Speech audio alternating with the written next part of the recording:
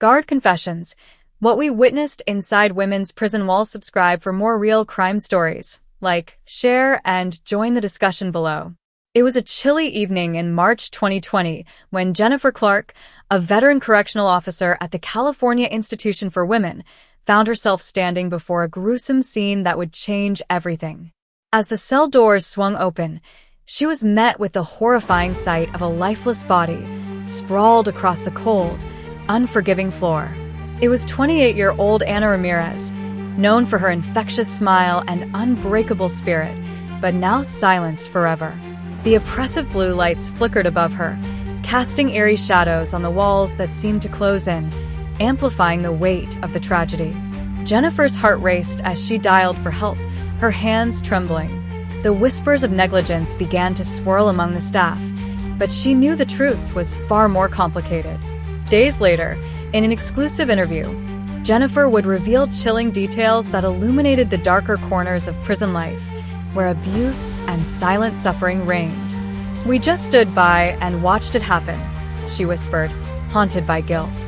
Yet, the question remained: how had this vibrant woman met such a tragic fate, and why had no one intervened? To understand what went wrong, we must first uncover the lives of those behind the walls, the women who fought daily not just for survival, but for their voices to be heard. Inside the California Institution for Women, the air was thick with despair.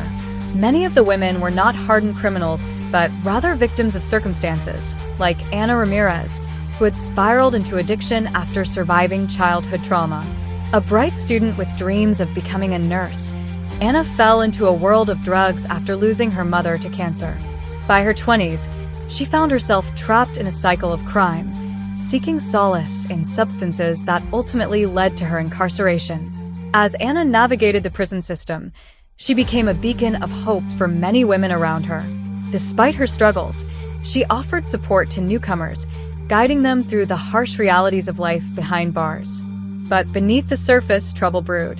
The prison facilities were overcrowded, understaffed, and plagued by issues ranging from deteriorating mental health to rampant abuse among inmates. Jennifer Clarke had witnessed the decline firsthand. With limited training and resources, guards like her often turned a blind eye to the violence and neglect that festered within the walls. "We had too many inmates and not enough officers to handle it," she recalled during her interview. Overwhelmed, many guards chose silence over confrontation, creating a culture of complicity. It was only a matter of time before it would culminate in tragedy. That fateful night, Anna had been in the shower when another inmate attacked her.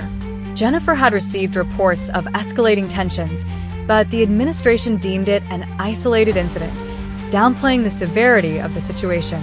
When Jennifer arrived on the scene later, the reality of what had transpired started to sink in. The whispers among the inmates hinted at deeper issues, favors traded for protection, and threats that went unreported. However, the sense of urgency escalated when Jennifer discovered a hidden video on an outdated security monitor. The footage showed Anna being harassed and assaulted in the days leading up to her death.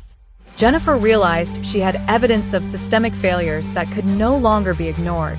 Yet, she felt the weight of fear. Challenging the status quo could jeopardize her career and safety. Would she dare to speak out? With the clock ticking, Jennifer made the harrowing choice to contact an investigative journalist, a decision that could either expose the truth or destroy her life. The stakes were higher than ever, as Anna's family was left searching for answers amidst their grief. By lighting this fuse, Jennifer ignited a simmering crisis within the prison, one that could expose layers of corruption and abuse that had remained buried far too long. As public interest surged following the tragic death of Anna Ramirez, the media quickly caught wind of the story. Reporters surrounded the California Institution for Women, demanding explanations and justice for a woman whose life had been cut short.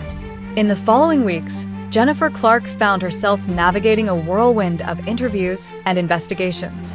The evidence she had captured on that security footage became the focal point of an expanding inquiry, revealing the dark undercurrents of prison life.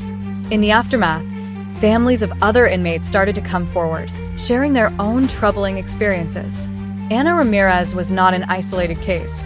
Complaints of violent incidents neglect, and lack of mental health care stacked up like a horrifying testament to a broken system. The media showcased the faces of despair, mothers pleading for their daughters, friends recalling their vibrant personalities, all while common threads of injustice unraveled.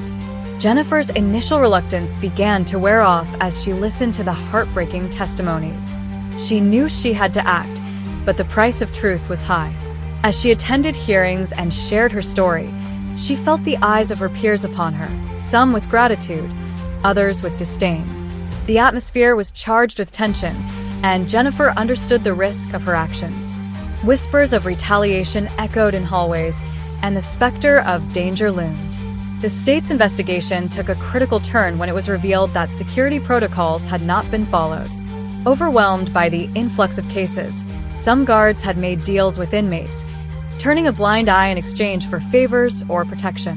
As investigators dug deeper, they uncovered a shocking network of corruption that questioned the integrity of those sworn to protect. However, just as hope seemed to rise, a new incident occurred. Another inmate was found in distress, escalating fears that the cycle of violence was far from over. Would this new crisis reignite a sense of urgency, or would it prove to be another tragic footnote in a long list of unchecked violence? As Jennifer balanced her role as a whistleblower against the safety of her colleagues and family, the question loomed large. Could she endure the repercussions of exposing the truth in a system that thrived on silence? As she took a deep breath, gathering her resolve, Jennifer understood that the back and forth of exposure and retaliation was just beginning. She remained steadfast, driven by the hope that Anna's tragic story could lead to meaningful change within a broken system. But with every revelation, the stakes rose higher, echoing the urgent need for reform in a world where too many lives were lost in silence.